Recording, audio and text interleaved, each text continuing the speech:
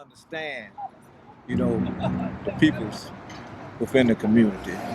And I love the peoples in the community.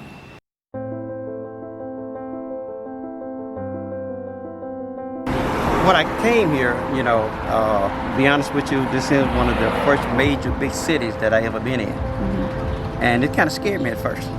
You come from a small town and then you seeing a lot of things that goes on that you had not been exposed to as coming up as a young person. My 51st year here at 3136 West Lexington in a home that my mother bought on contract in 1968. And I'm proud to be the resident and the family member that's going to keep this alive for generations. It's kind of scary. So I had every intention of leaving and going back, but as I continued to stay here and began to know the peoples in the neighborhood, it just made me come more in love with North Lawndale. And this is the only neighborhood that I ever lived in. One should be in tune with what's going on in their community, as well as being a part of, a positive part of his or her community or their community, our communities. A real profound love for my African American people, which I am a part of.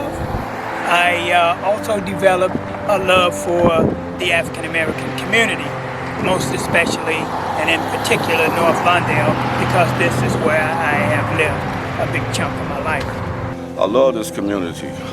It's been a place where I grew up, that I was nurtured in, and where I prospered at. I like the camaraderie of the people.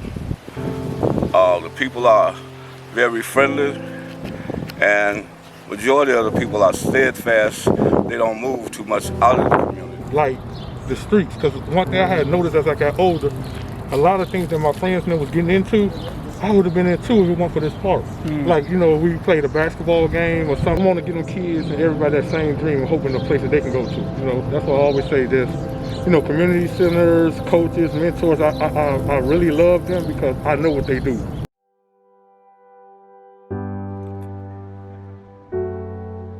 I've been here since the beginning, and since the second Sunday in July in 1954. These are original doors with the original glass, and these are not the original seats. That's the original pictures from that night when it all happened. I love North Lawndale because everything you need used to be in North Lawndale. Between Pulaski and Kinsey, you didn't even have to go downtown because they had all the stores, they had all the shoes, all the clothes, all the food, all the name brand furniture. It was right there on Roosevelt Road. Main reason as to why I stayed here in North Lawndale is because I felt that I had something to offer some of the people who were disadvantaged, because I was in a position where I could do things and help.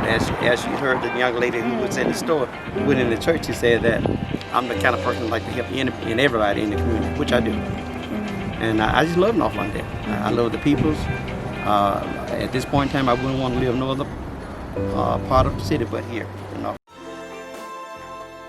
Best block club street party there were, because there were no limit on our street party. Everybody could come, I don't care what street you was on, long as you know how to act. And it was just a lot of fun. We did a lot of activities, had block club parties and stuff when I was a kid. Married, I lived in 4300 on 21st Street. My husband, my oldest son, Sherry, we would all get together. One thing about then, the parents were so much into it where we wasn't no fussing and fighting, we just played and just had so much fun. My husband did kids, he like, we gonna have it. That's me, and that's me.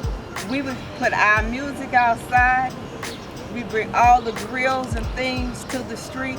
We had glorious times out there.